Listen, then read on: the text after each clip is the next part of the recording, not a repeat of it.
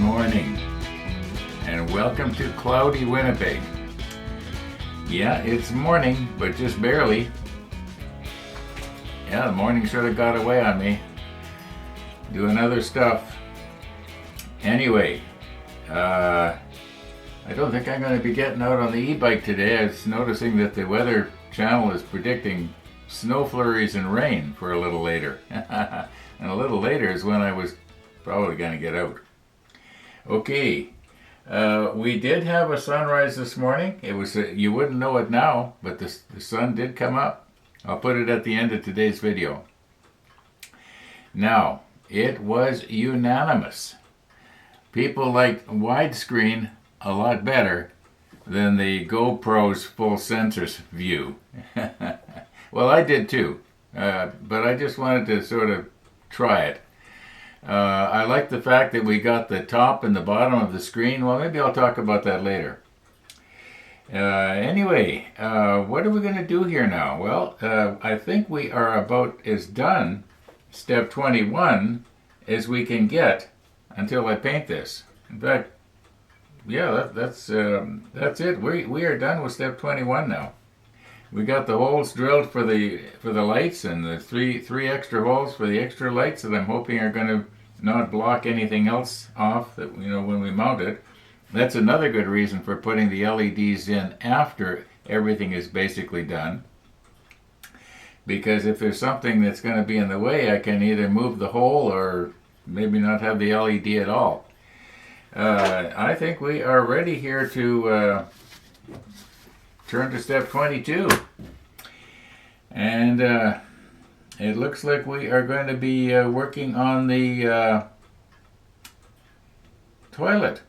Yeah, that's the first thing we come to. There's a lot of little parts we have to get. We're going to be gluing some more pieces onto a partition. It could be that we are going to have some photo etch, or not photo etch, but decals that we have to contend with, or maybe at least one, maybe not, depends. Okay,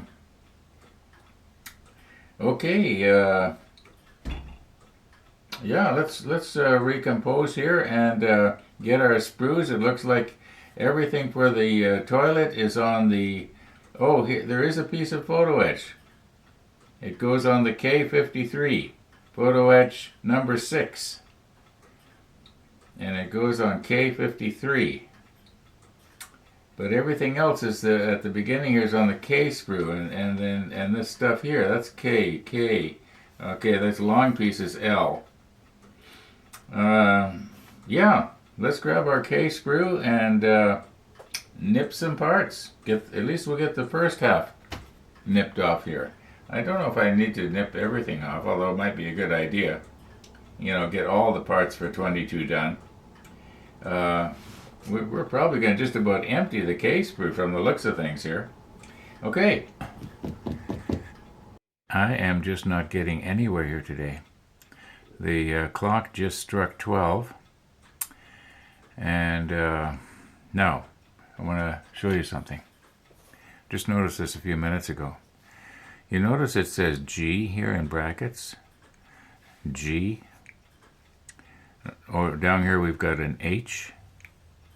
And yet it has, this is not an H piece. In fact, I think that's, it's a piece like this. It'll be one of these.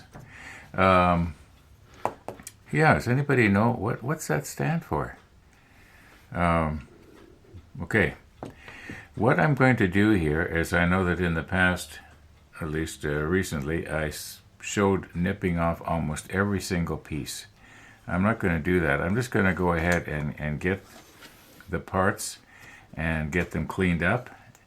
And otherwise, we're just not going to get anywhere on the submarine today.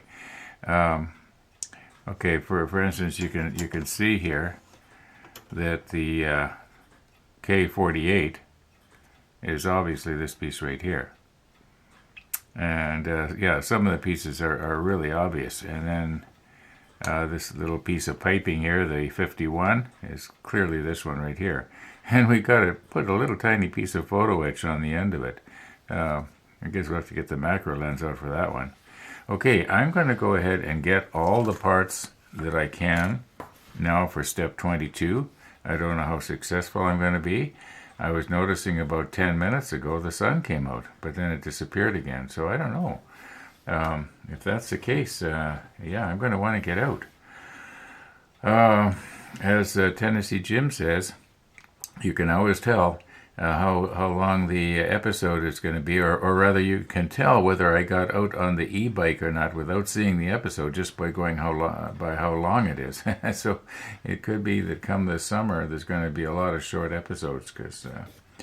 Okay, let's get our parts. I am toggling back and forth here between GoPro's full sensor and what we call widescreen. Now, the widescreen is much easier on the eyes, whereas the full sensor, you get to see the top and, the detail in the top and the bottom. Now, there is one more thing I could do here, and that would be I could take the full sensor and stretch it out horizontally so that it filled the widescreen. But that's sort of distorted. Do you remember those TVs that came out in the mid-'80s?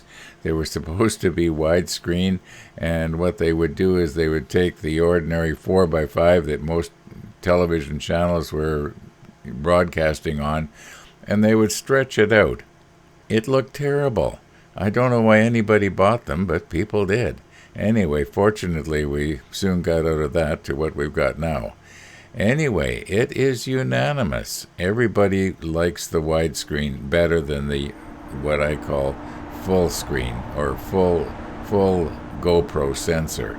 Okay, enough about this. Let's get back to the model table.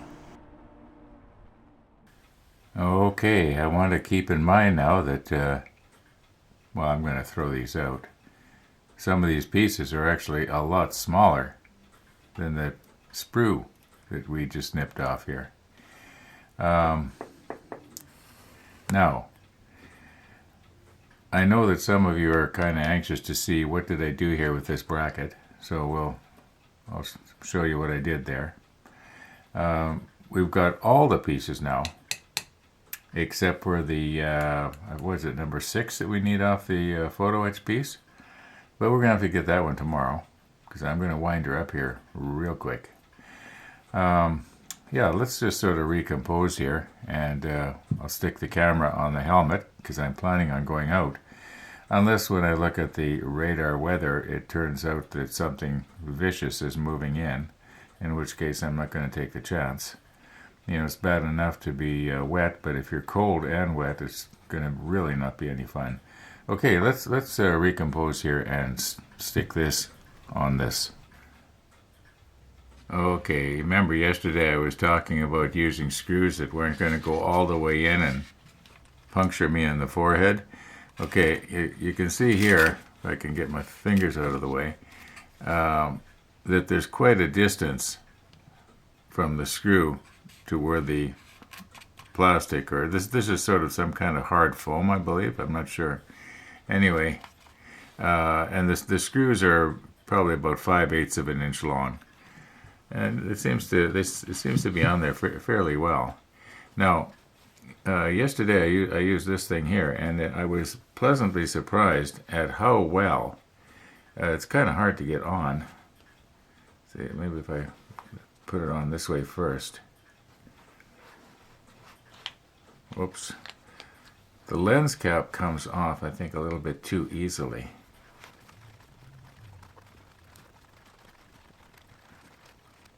And now, after all of that, I realize I've got it on upside down. I'm just going to press stop here and redo this. Okay, I finally got it. After getting it off and then putting it on differently, but still wrong, then taking it off a third time.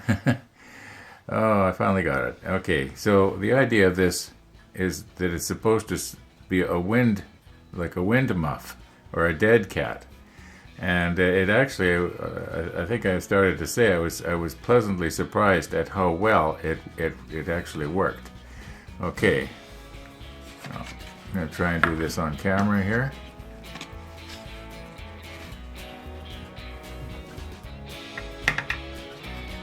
Sometimes trying to do something on camera, it looks really, really awkward.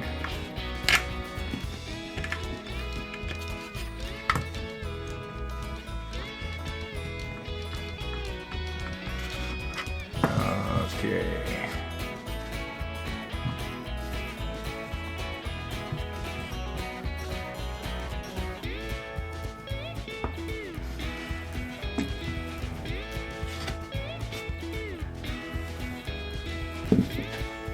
Now I'm going to try and get the angle the same as it was before. Before I took it off yesterday, I measured the angle here, and I might sort of have to do this off camera to get it just exactly right. And we'll just crank this screw down in the right place. Because if you remember, the elevation was really good. Maybe you don't. Okay. I'm going to call her quits here, folks. Thanks for watching, everybody. And all being well, we're going to see you tomorrow.